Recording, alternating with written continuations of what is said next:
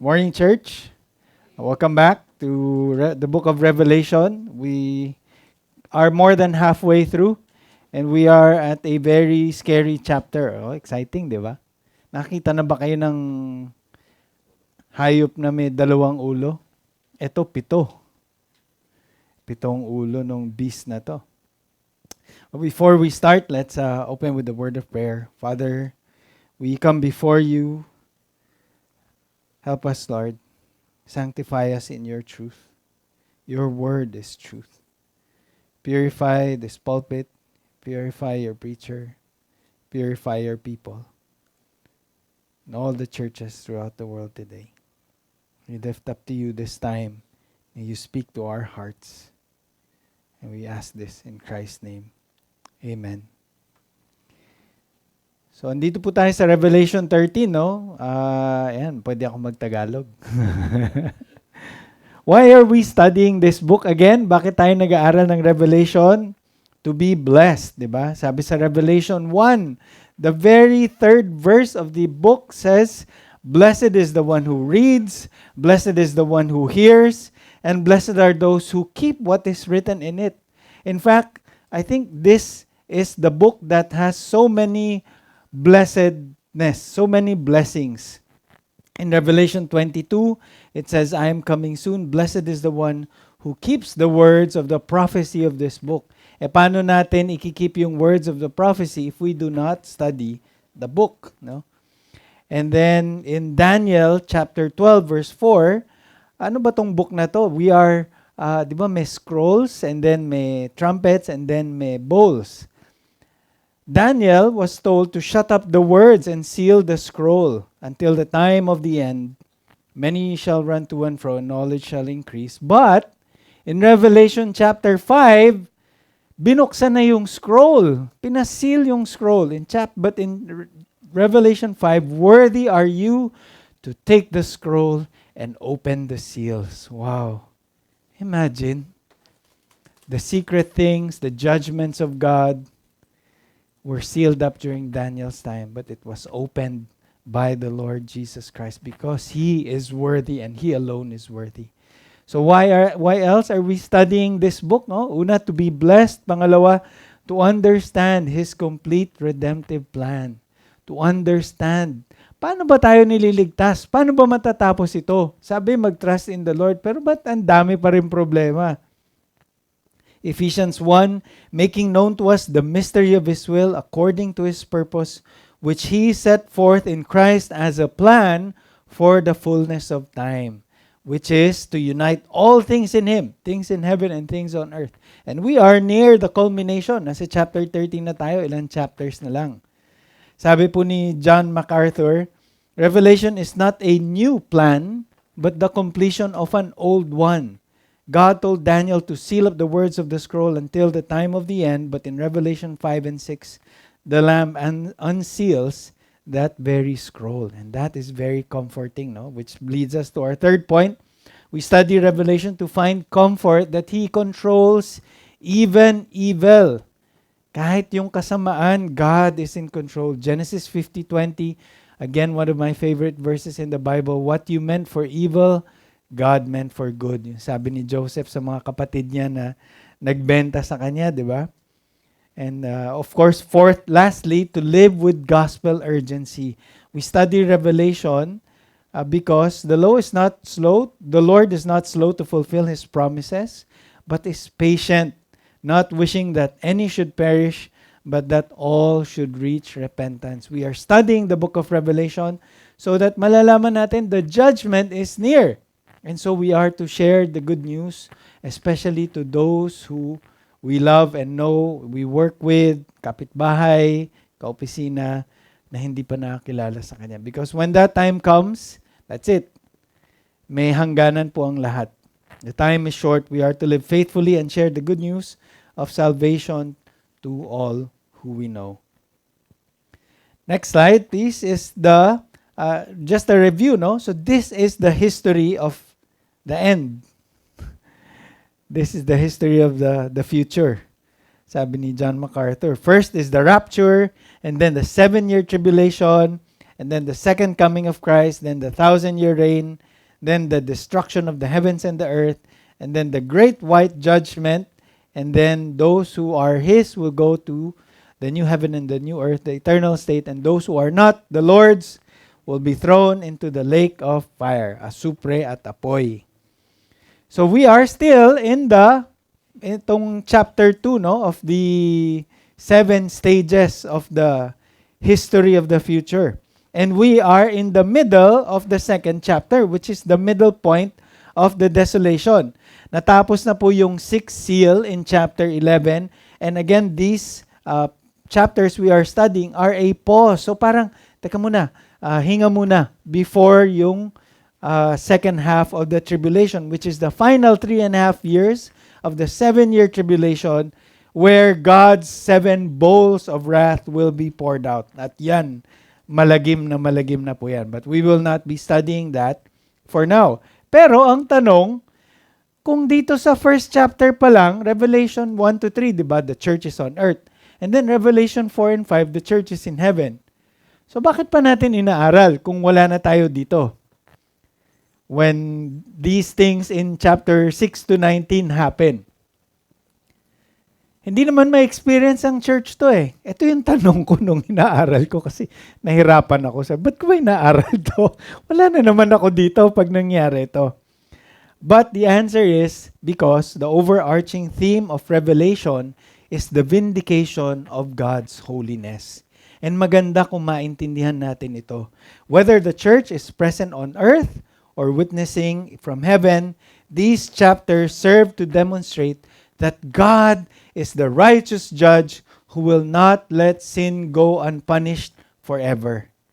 In Revelation 16, it says, I heard the angel in charge of the water saying, you are just in these judgments, O Holy One. Ito na yung mga bowls, no? 16 na eh. You who are, who were, for they have shed the blood of your holy people and your prophets. Maraming pinatay itong mga tao na ito. And you have given them blood to drink as they deserve. Ibig sabihin, di ba, parang we cry out for the deaths of innocents. Sa Amerika, every year, 1 million babies are murdered. Di ba? So parang, and yet there are 2 million couples wanting children. Imagine that. And then, of course, the martyrs in Iran, in Nigeria, all over the world who are persecuted, who are killed, who are tortured for their faith. All those who have died for righteousness, whether kahit nga hindi Kristiyano, di ba?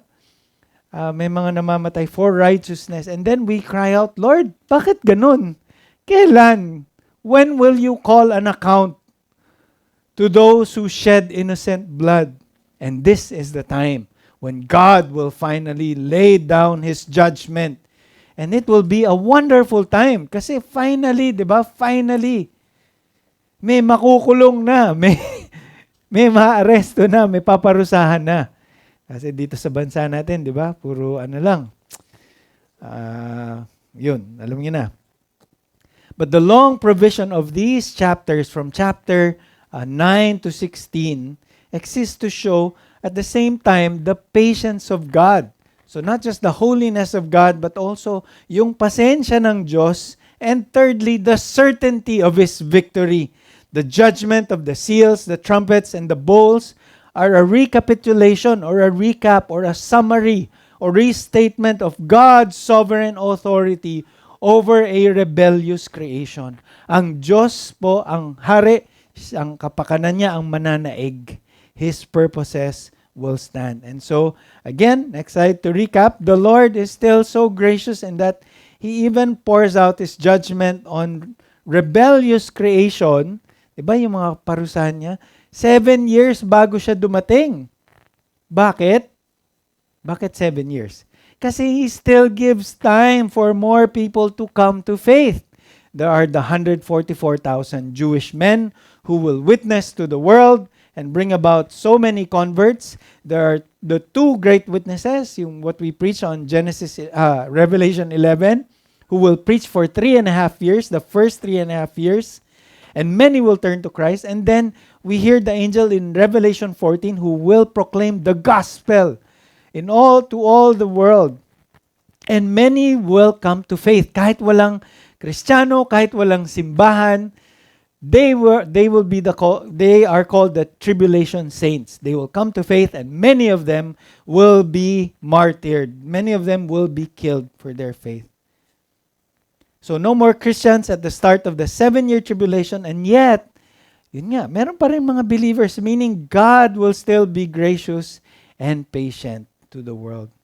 Bakit tinawag na tribulation? Because there will be terrible judgment. And at the same time, Satan will be loosed. Imagine, paparusahan na nga ng Diyos, tapos papawalan pa yung diablo ng, bibigyan siya ng full authority. Tatakot talaga. And they are related as per the perfect wisdom and power of God. In fact, the first sealed judgment is the coming of the Antichrist. The Antichrist yung first judgment ng Panginoon, who will usher in a false peace for the first half of the tribulation. So itong first half na to, yan yung, kumbaga, the Antichrist will establish a covenant with Israel, tapos kaibigan siya ng mundo, lahat ng tao hahanga sa kanya, di ba? And then, yun, siya yung first a false peace for the first half of the tribulation. By the way, the Antichrist sa first seal is also the first beast that we read here. So pag sinabing first beast, siya rin yung Antichrist. So wag po tayong malilito. And so we come now to where we are in Revelation 13, where the rise to power of the Antichrist will set himself up for more power in the second half. Kung sa first half ng tribulation, ang kapangyarihan ng Antichrist ay diplomacy and deception, lolokoy niya yung mga tao, kunwari, bati tayo. Sa second half, it will be doom and destruction, domination and destruction. So talagang pag hindi ka niya kaibigan, dudurugin ka niya. Papatayin ka niya, ikukulong ka niya, hindi ka pwede kumain, hindi ka pwede bumili in the second half of the tribulation. He will first pretend to be a peacemaker, establish a covenant with Israel, will rise to great political power during the first half. Then in the middle, as Pastor Keith explained last week, the Antichrist will break the covenant of peace. He stops the sacrifice at the temple. So magkakaroon ulit ng temple sa Israel. And papasok siya dun, sasabihin niya, teka muna, ako ang Diyos actually. Ako ang Diyos dito. Hindi ang Diyos na sinasamba. And so, next slide, after the first half of the tribulation, we will enter the second half or the Great Tribulation. Kala mo, mahirap na yung tribulation, ha? Meron pa. Mas ano pa. But wait, there's more, di ba? The Great Tribulation is where the diplomatic deception will lead to a reign of terror. And because Satan, through the Antichrist, will declare himself God, and the whole world, except those who God set aside for himself, will worship the devil. Talagang magiging satanista na yung buong mundo. God will release the final 7 bowls of judgment then because of this idolatry and worship of Satan and the wickedness of the devil and all his angels.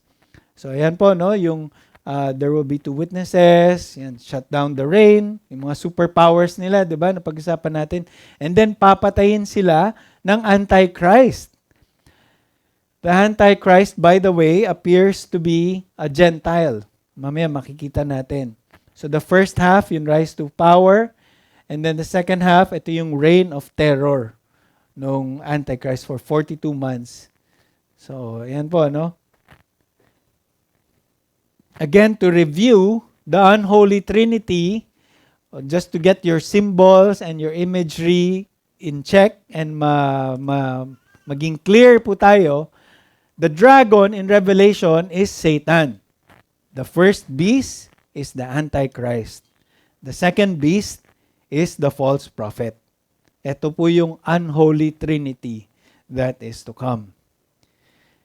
Next, the first beast, let's go first dun sa first beast, no? The Antichrist. His rise and authority. Verse 13, and I saw a beast rising out of the sea. Out of the sea, ibig sabihin, taga-ibang bansa. Kasi si John is a Jew. So sinabi usually out of the sea, it's usually a Gentile, a foreign power. With 10 horns, 7 heads, with 10 crowns on its horns, and blasphemous names on its heads. And the beast that I saw was like a leopard. Its feet were like a bear's. Its mouth was like a lion's. And to it, the dragon gave his power and his throne and his great authority. Yan. So from the sea, galing sa Gentiles. We see that in Daniel chapter 7. By the way, dun sa nakita natin last week, di ba? Both the dragon and the first beast, pareho sila. 7 ulo at 10 korona. 7 heads and 10 horns. At 10 sungay pala, 10 sungay. And 10 crowns on those 10 horns. The 7 heads can mean 7 successive or concurring empires that oppose God's people. So pwedeng mga Roman Empire, Assyrian Empire, Babylonian Empire. And then the 10 horns means a final coalition of 10 kings or nations that will give their political authority to the Antichrist during the end times. We see this in Daniel chapter 7. So ganun din, 4 beasts, it was a lion, it was a bear, it was a leopard, had 10 horns, so iba-iba. Pero dito sa vision ni John, parang nagsama-sama na siya sa isang beast. Diba? Pag nagba-basketball, beast mode, o nagwo-workout, no? Sabihin, talagang gigil na gigil ka. Ganun din to, beast mode din ito. Gigil na gigil tong Antichrist na to. Kasi, finally, binigyan na siya ng authority. Binigay na sa kanya yung kapangyarihan. Gawin niya kung kahit na niyang gusto. Remember, in Job, Satan always asks permission from God. Hindi, sabi nga ni Martin Luther, even the devil is God's devil. He cannot act or do things without God's permission. And so, ang ginawa nitong first beast, yung Antichrist, ginaya niya yung ginawa ni Kristo. Pero they cannot even fake a resurrection. They cannot he tries to pull off a false resurrection, but actually it's just a recovery of sorts. No? Sabi, yung ulo niya seems to have a mortal wound. Siguro nabaril sa ulo, kunwari, tapos and the mortal wound was healed. No? Nabaril sa ulo pero bumangon pa rin. Hindi namatay. Usually pag sa criminal law, AJ, pag blow to the head, murder yun, hindi homicide kasi may element of treachery. So this mortal wound was healed and the whole earth marveled as they followed the beast. Wow, it's a miracle. Baka talagang divine itong Antichrist na to kasi imagine, may tama siya sa ulo, mamamatay na siya, nabuhay pa ulit. In Revelation 13 and then in Revelation 5:6, no? Parang ginagaya niya. Between the throne and the 4 living creatures among the elders, I saw a lamb standing as though it had been slain. So gaya-gaya lang talaga yung Diablo. He has no original thought. Lahat kinokopya niya lang. And so God permits this deception to judge those who refuse the truth. 2 Thessalonians, all wicked deception for those who are perishing because they refuse to love the truth and so be saved. So yung mga ayaw ng katotohanan, sige, hayaan na ng Diyos na malinlang sila. The beast was also worshipped as God, the Antichrist. Kasi nga naman, di ba, parang it's a miracle, di ba? No, Father, it's Dutch boy. Ano? The beast worshipped as God, sabi sa verse 4, who is like the beast? Who can fight against it? It's like yung yung sa Exodus 15, who is like you, O Lord, among the gods, who is like you? So parang ganun din. They worshiped the dragon for he had given his authority to the beast, and they worshiped the beast saying, sinong katulad niya na mamamatay na pero nabuhay ulit? Diba? And so, we saw, no, the rise in the first 4 verses, the rise and the authority of the beast. Ano naman ang second part of it? In verse 5 to 7, we see even though he rose to power, his reign is limited. His reign is limited. Kahit na napaka-powerful niya, deceive the whole world, sabi pa rin ng Diyos, hanggang dito ka lang. See God's power, see God's authority over here. The beast was given a mouth, uttering haughty and blasphemous words, and it was given authority to act for 42 months. So, binigay lang sa kanya yung permiso na for 3.5 years, for a limited time only, he can utter these blasphemies against God. Daniel chapter 7 also We see this, he shall speak words against the Most High and shall wear out the saints of the Most High. He'll persecute them and shall think to change the times and the law. So babaguhin na yung law, di ba? Yung mali, tama, yung tama, mali. Nakikita na natin to, di ba? The laws are changing. Pwede na ikasal ang hindi naman dinesign ikasal ng Panginoon. And they shall be given into his hand for a time, times, and half a time. Ano yung time, times, and half a time? In Scripture, a time is a year, times is 2 years, half a time is half a year. So for a time, 1 year, times 2 years, and half a time. So parang 3.5 years. Exactly. Galing ni God, ano? Very precise. Romans 9:22, what if God, desiring to show his wrath and to make known his power, has endured with much patience vessels of wrath prepared for destruction. And so the Lord is waiting. The Lord will allow the 3.5 years to happen dahil in the end, hinihintay niya pa rin merong maligtas, and then after, he is preparing them for utter destruction. Para walang masabi na, hindi kita pinagbigyan, hindi kita binigyan ng time mag-repent, hindi kita pinagpasensyahan, pero sobra-sobra ng pagpapasensya, and yet they still refuse, and so God will punish them at the end of the 7-year tribulation. So ito yung symbolic anatomy, di ba? 7 heads yung dragon, 7 heads yung beast, 10 horns, 10 crowns, 10 future kings. And so the crowns are royal sovereignty, claim to rule. The horns, executive power. The heads symbolize major empires or kingdoms. And marami siyang blasphemous names. Ibig sabihin, nagkiklaim siya na siya ang Diyos, which is blasphemy. If you say you are God, if I say I am God, itaboy nyo na ako dito sa simbahan na to. Whenever anyone says that they are God, other than the Lord Jesus Christ, then dapat those are blasphemous words, no? Next, finally, after the beast rise to power and the limits God imposes on him, hindi tayo nakalimutan ng Panginoon. God did not forget his people. He preserved his people in verse 8. And all who dwell on the earth will worship the Antichrist, the beast, the first beast, everyone except those whose name had been written from the foundation of the world in the book of life of the Lamb who was slain. So if your name, the name of the people in the future is written in the book of life who was slain, hindi sila matitibag, hindi sila maloloko. Otherwise, di ba, ang galing-galing, mamamatay na, tas nabuhay ulit.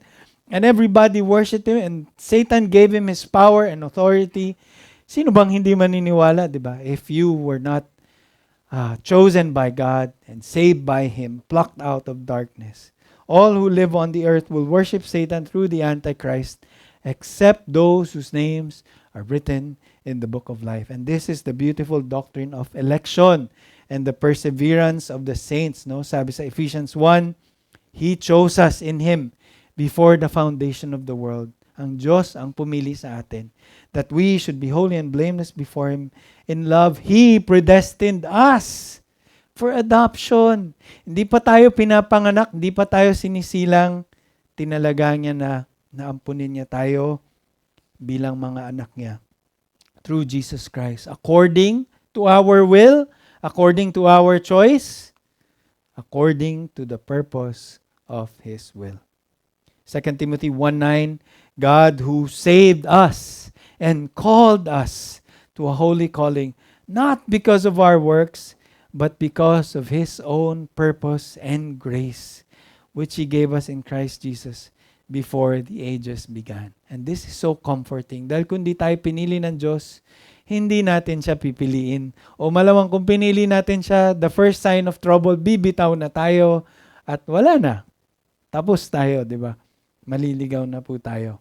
And so in verse 9 and 10, John writes in Revelation 13, if anyone has a ear, let him hear. That means pay attention.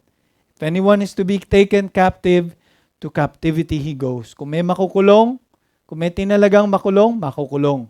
If anyone is to be slain with a sword he must be slain.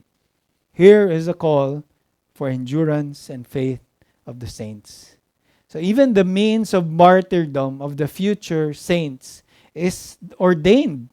So meron mga makukulong, meron mga papatayin, pero sinabi ng Diyos, oo, alam ko yan. In fact, I determine it. The tribulation saints at the time who are still alive during this period will need to endure and will need to have faith because many will be killed and many will be put to jail. Many will be tortured and captured. Revelation 12, and they have conquered him by the blood of the Lamb and by the word of their testimony, for they love not their lives even unto death. So kahit na meron pa rin papatayin for the sake of the name, okay lang. Because mas mahal nila yung pangalan ni Jesus and the word of their testimony. They did not love their lives more than they loved the Lord. And so, they must endure and we must endure. Dark days are inevitable. Suffering is assured. But as Scripture says in Proverbs 24:10, if you faint on the day of adversity, little is your strength. Sa Tagalog, kung hindi ka makatagal sa panahon ng kahirapan, ay nangangahulugan ngang ikaw ay mahina. So wag po tayo maging mahina. Magpakatatag tayo sa Panginoon. And so, recap. Next slide, the first beast, the Antichrist is trying to be just that, a form of Christ, but against the real one. The devil and the Antichrist are trying to counterfeit the Father and the Son. Diba? The Father gives authority to the Son, and ito naman, Satan gives authority to the Antichrist.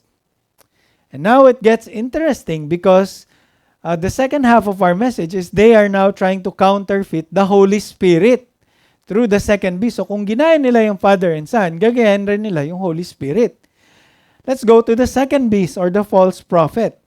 Una-una, his deceptive character. Then I saw another beast rising out of the earth naman. So yung una, rising out of the sea. Malamang itong prophet na ito, false prophet, is a Jew. Hudyo ito, manggagaling sa mga Hudyo. It had possibly lang. It had two horns like a lamb and it spoke like a dragon. So parang si Satanas pa rin. It exercises all authority of the first beast who is the Antichrist in its presence and makes the earth and its inhabitants worship the first beast whose mortal wound was healed. Di ba ito yung trabaho ng Holy Spirit? Wala na si Kristo, umakyat na sa langit, and so the Holy Spirit, the ministry of the Holy Spirit is to bring people to conviction to believe in the Son. Ito naman, the ministry of the false prophet is to lead people to believe in the Antichrist, in the first beast. False gospels lead to false Christ. Diba si Kibuloy? But we see here that evil is very unoriginal. It has no original bone in his body. Yung sexual perversions, pornography, adultery, kinopya lang yan sa good creation ni God, which is sex between a man and a woman who are married to each other. In the same way, the Antichrist will fake being almost killed and then miraculously, by its own power, live again. So ito naman, pinipeke nila yung Holy Spirit. Ang galing, parang napanood ko niyan, di ba? So pag nangyari yun, dapat sabihin ng mga, napanood na namin yan. Ginagaya nyo lang yan. And so what are his counterfeit signs? Verse 13. Gaya-gaya din. It performs great signs, making fire come down from heaven. Sino nagpadala nun? Elijah, di ba? Elijah. He was a prophet. He was one of the great prophets. He called down fire from heaven, and by the signs that it is allowed to work in the presence of the beast, it deceives those who dwell on earth, telling them to make an image for the beast that was wounded by the sword and yet lived. By the sword pala, Hindi pala bala. And yet lived. And it was allowed to give breath to the image of the beast, so that the image of the beast might even speak. So, parang nagsalita yung statwa o AI, and might cause those who would not worship the beast, the image of the beast, na patayin. This is the false prophet. So, siya yung magpapapatay dun sa mga hindi nagwo-worship dun sa Antichrist. Matthew 24 says, "For false Christs and false prophets will arise and perform great signs and wonders, so as to lead astray, if possible, even the elect. So maraming mangongopya, maraming magkukunwari, but do not be deceived. Imitation, miracles like calling down fire from heaven, like Elijah.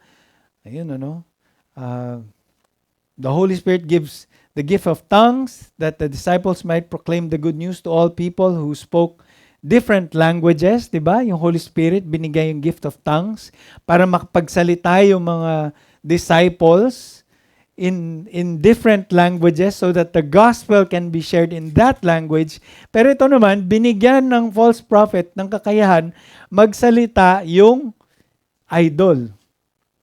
Hindi si idol na kung sinong but AI probably to speak, or an image, an inanimate object to speak, the power to speak.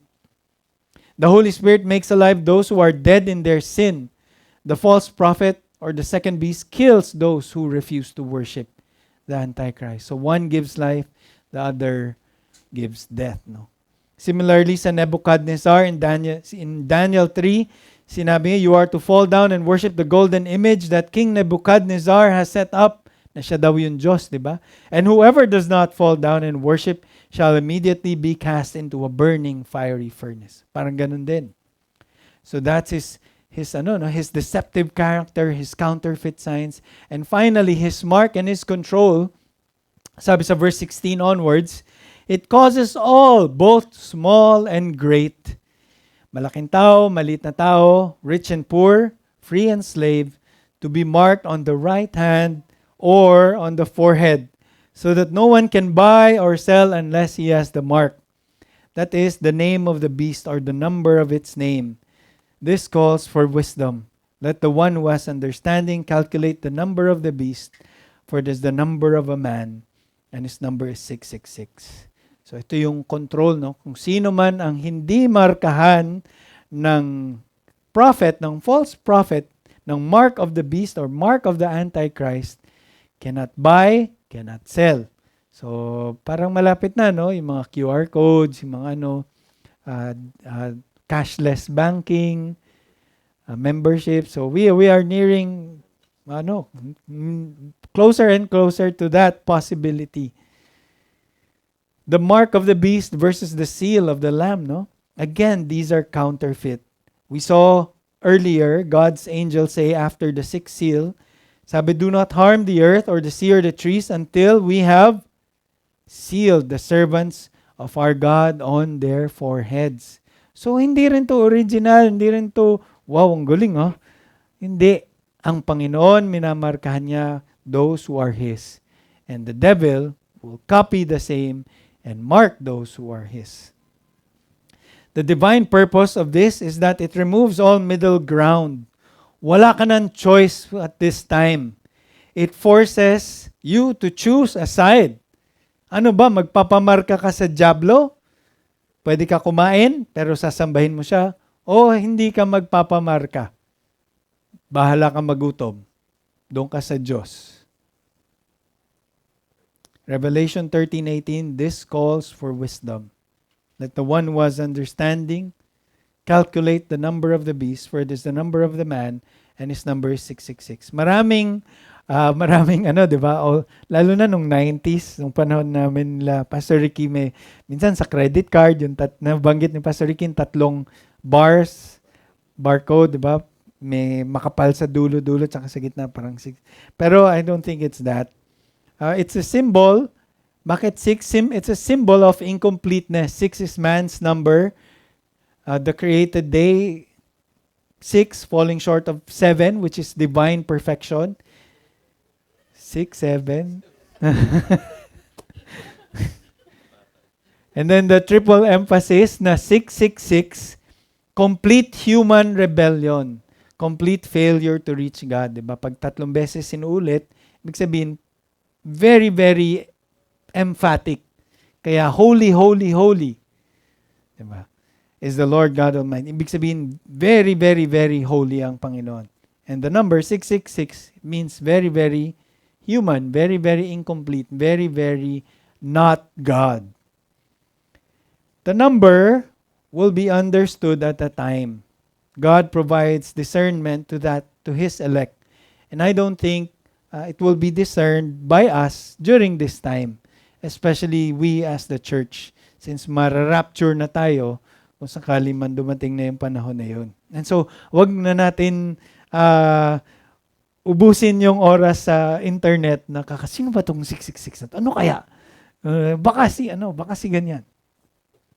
All the historical leaders, evil leaders, fell short kasi they were not able to dominate the world. Si Hitler, di ba? The most recent, hindi nga naman na-dominate yung world, hindi nga naman na-worship sa sarili nga. And so he is not the Antichrist. He is one of the forces of evil. He caused about great persecution of God's people and the Jews, but he is not the Antichrist prophesied here. 1 Corinthians 2, the natural person does not accept the things of the Spirit of God, for they are foolishness to him. He's not able to understand them because they are spiritually discerned. But the spiritual person judges all things, and is himself to be judged by no one. For who has understood the mind of the Lord so as to instruct him? Pero we have the mind of Christ. So for those who have the Holy Spirit dwelling in you, you have the mind of Christ. And you are able to spiritually discern these things which will normally deceive the world. And so, this completes the unholy trinity. The transfer of evil authority, no? So yung crown from the dragon to the beast, to the second beast, pero hindi po sinalin yung corona dun sa second beast. Yung second beast lang yung nagtuturo na sambahin yung first beast, no? So the dragon is Satan, the first beast is the Antichrist, and the second beast is the false prophet. The crowns on the head, yun sa dragon, pinasa niya dun sa first beast. Ibig sabihin, siya yung magro-rule in place of the dragon, and the second beast will force people to worship the first beast. Yun. Next, nakita natin yung mga gaya-gaya, mga parallelisms, no? So the Holy Trinity versus the Satanic parody or the Unholy Trinity. So dito po sa left, we see the true and divine reality, and on the right, you see the satanic counterfeit and parody. So ginagaya nga ulit ang Panginoon.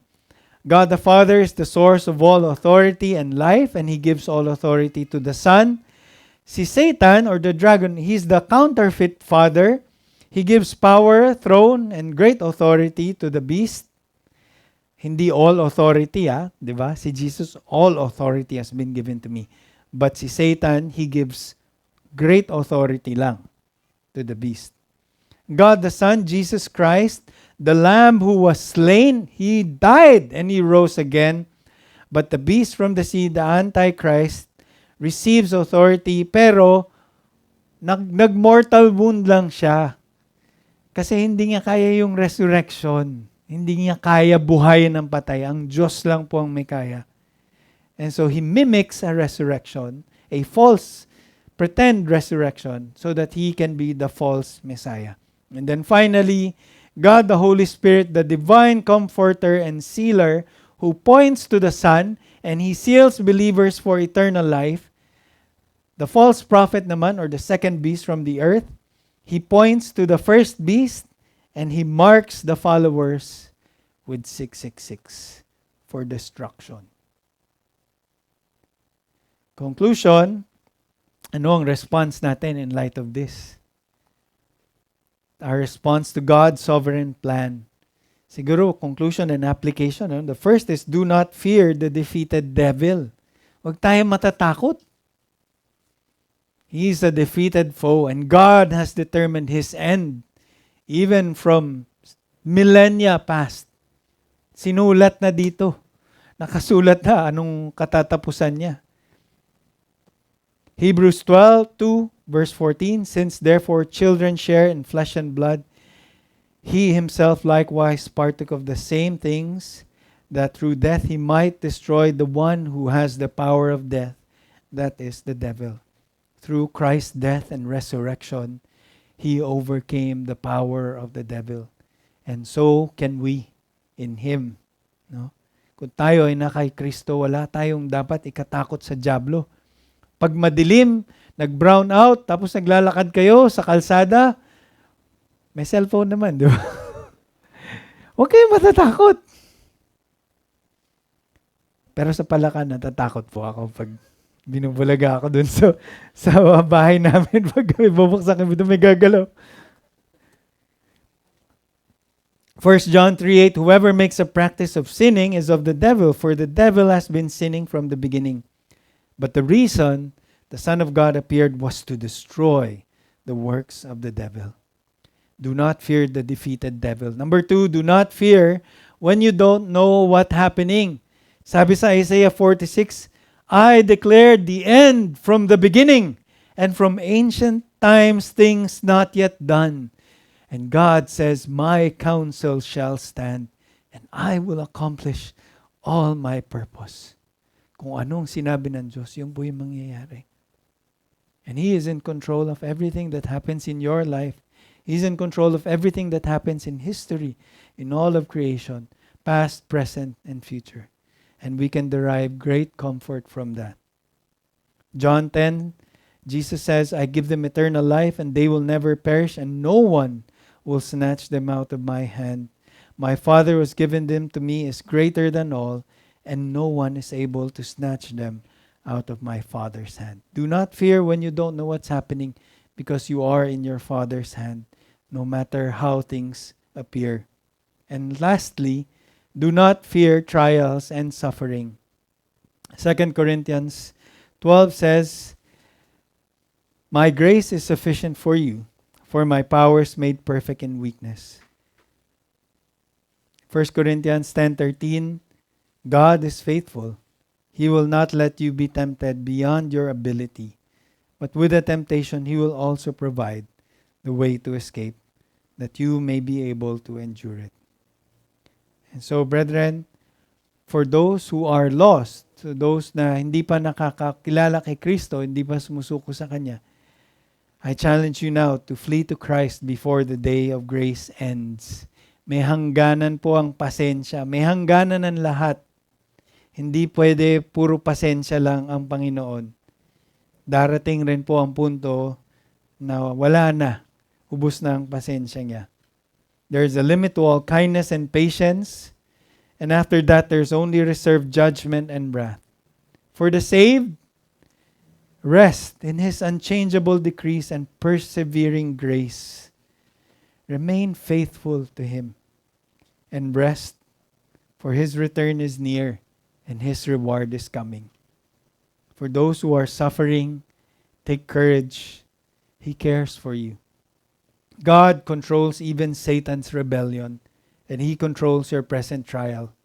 He Himself suffered for you and cares for you. And for the church, we are to declare that God is sovereign. We are to trust His promises, and we are to hasten His return through faithful witness. Let's pray. Father, thank you for your word. Thank you for you have exposed Satan and all his lies and all his deception and his antichrist and his false prophet in the future. Lord, you determine the end from the beginning and you declare all that will be. Ano pa po ang dapat namin ikabahala, ikatakot? Neither death, nor life, nor angels, nor demons, nor Judith, nor cancer, nor heartache or heartbreak, nor job loss, nor aging, or pain, or suffering, or unfaithfulness of a spouse, Lord. Nothing can separate us from you, from your purposes, from your plans. Nothing can separate us from the love of God that is in Christ. Thank you for your great promises. Thank you for your word, where we are assured that even Satan is limited and that you establish boundaries over what he can and cannot do. And you are able to also allow, Lord, to limit anuman pong dinadanas namin, anuman pong pagsubok na nahihirapan na kami, Lord. And we thank you. Thank you for being gracious. Thank you for limiting, Lord God. You know that we are weak and frail. We are just flesh, Lord. Hindi namin kaya, Lord. But by your grace, we are able. Nakakayanan po, Panginoon. Salamat, O Diyos, sa salita niyo. Salamat sa pangako niyo. Salamat sa real Trinity, sa authentic na Trinity. God the Father, above us, providing, protecting. God the Son, who is with us, like us, saving. And God the Holy Spirit in us, God in us, sanctifying and comforting. We thank you, Lord. You are above us. You are beside us. You are in us. Unlike the devil who can only touch our bodies, our food maybe, our political systems, but you are able to get to our hearts, our souls, and you are able to secure us to eternal life. And not just our future destiny, but even our present. For if you did not spare your only Son for us, how much more will you not freely give us all things? Thank you for your great love. Thank you for your great patience with the world. Help us to endure. Help us to be faithful. And help us to be courageous in following you and obeying you until the time that you return as King and make the world right. Help us, O God, to endure. Give us great faith. Give us great endurance. And give us great wisdom so that we may live our lives in accordance with your word and in a manner that is befitting and honoring our call to be your sons and daughters. We give you back the praise and thanks. We pray this in Jesus' name. Amen.